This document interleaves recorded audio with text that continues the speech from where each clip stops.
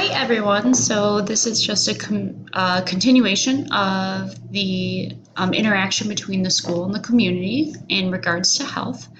So what we're talking about right now is why the school even needs a health program. And I think it's pretty obvious that, of course, the school's primary responsibility is to educate. But there are a lot of things that get in the way of a student's ability to learn. And if you have a student who is unmotivated to learn or they're unable to learn for whatever reason, usually regarding their health, then you have no educational progress. So, right out of the book, I just wanted to state that the educational progress is greatly limited if students are not motivated or they're not able to learn. And if you are a teacher or if you've ever looked around your own classroom, I'm sure you can imagine, students who maybe are hungry that day or they didn't sleep all night, or maybe you were one of these students where you just really struggled that day and you walked out of a long lecture, or maybe you're even, tuning out to this lecture right now, realizing that you didn't pay attention to anything because of some health related component. So Healthy People 2020, the national guidelines, have deemed it so important, did deem it so important, that they actually wrote specific, and I'll guide you to these in this week's folder, but they wrote specific guidelines to try to make an impact on children in their education and keeping students healthy. So these are just some of the leading health indicators of Healthy People 2020, and I just wanted to point them out to you because looking at them, you can see how each one of these has a huge impact on everyone, of course, but also has a huge impact on students, so I just wanted to show that to you, and you can look at the link in this week's folder for more information. So creating a school health program definitely requires a lot of planning. And you want to make sure that you have a really solid, strong foundation if you want to be a part of a program or be a leader of a program that makes a big difference in schools' health and therefore community health.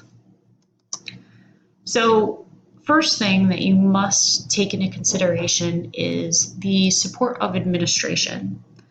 Okay? A school administrator typically controls all of the resources. And if you don't have the support of those who control the resources, then you're not going to get very far. So having the school administration on board is usually one of the first things that you have to do. And I find that those who are administrators really like to see those evidence-based studies. For example, they may like to see the fact that eating a certain balanced breakfast increase educational attainment to a certain percentage, right? They would be excited by those types of numbers and things like that.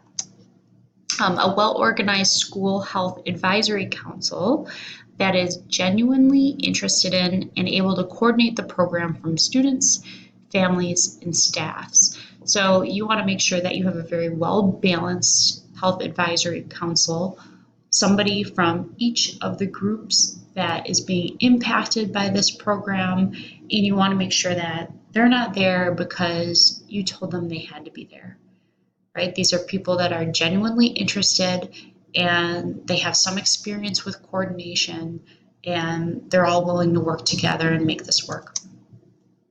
And third, written school health policies. Okay, so of course the goal is to institutionalize anything that you create, right? Institutionalize meaning you want it to just be so normal and part of the culture of that educational center that it's not even thought of as like a new law or a new regulation, right? But these can, in the beginning, come off as laws, mandates, regulations, a standard, a resolution, a guideline, things along those lines. So, what makes a policy, law, regulation, what makes it well written? Any time that a policy is written and it's going to be more successful, it usually provides a very clear sense of direction, accountability, and credibility. So, not only is it credible, meaning that it's backed by evidence, it's sound reasoning, it has very thorough explanations, but it also has a means of accountability, right? So that would be like running an experiment and not collecting any data and then trying to tell somebody that it worked. It's the same thing, just on a larger scale. So if you want to implement a policy, you need to have extremely clear directions so everybody knows exactly what they need to do. And then you need to take information at certain points and make sure that you're making a meaningful improvement. Because the goal is to institutionalize what this policy is as part of your school culture. I always think of the example of smoking in public, right? It wasn't that long ago that I'm sure many people were very frustrated and upset at the fact that they could no longer smoke in public. But now it's just something that's expected, something that's very normal, and you would never walk into a restaurant and start smoking, right? So, the steps to make sure that your policy is well written: one, build your policy development team.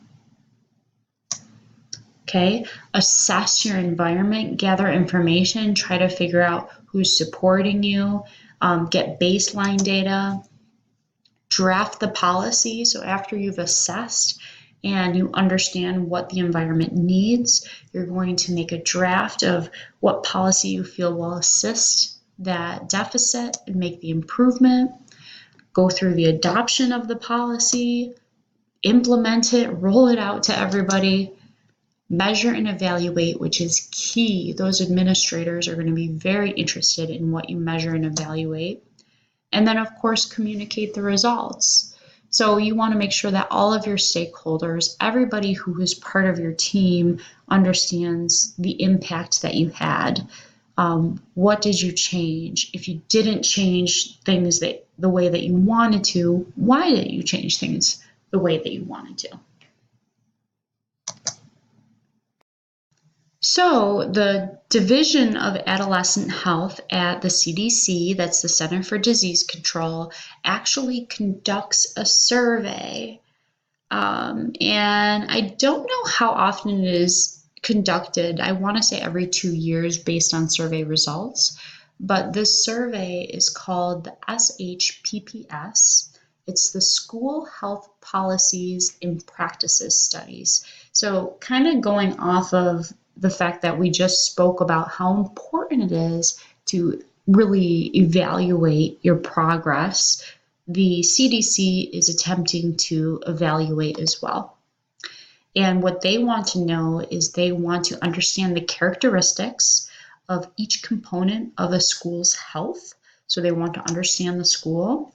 They want to understand who's servicing the school in regards to the health program.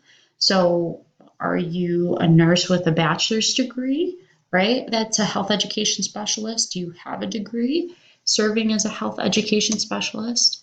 They want to understand how everybody's collaborating, whether it's people within the agency, outside the agency, different organizations. How do you have your team?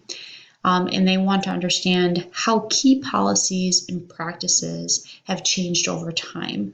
So what have you done to make a difference in your organization? And how have you changed your policies and practices to make the biggest impact?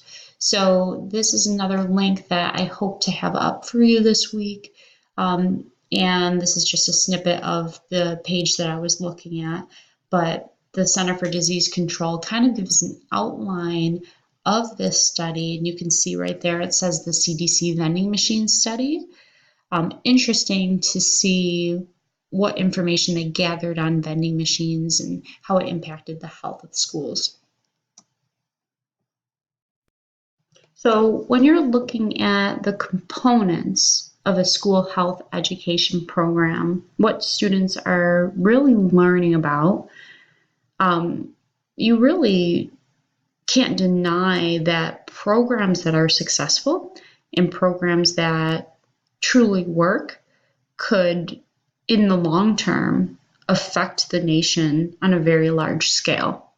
So things like the increasing rate of obesity, vehicle crashes, cardiovascular disease, and the causes of it, homicide, suicide, um, all of those terrible causes of people getting very sick or passing could greatly be diminished if school health education, um, was on point and it really made an impact in each student's lives. Now, is that possible? I mean, students are being pulled in a million different directions with a million different influences on them. I don't know just how much it can change everything, but hopefully by addressing each of these subjects, it's able to make that difference. So the development, delivery, and evaluation of a planned curriculum, kindergarten to 12th grade, overall is a great program.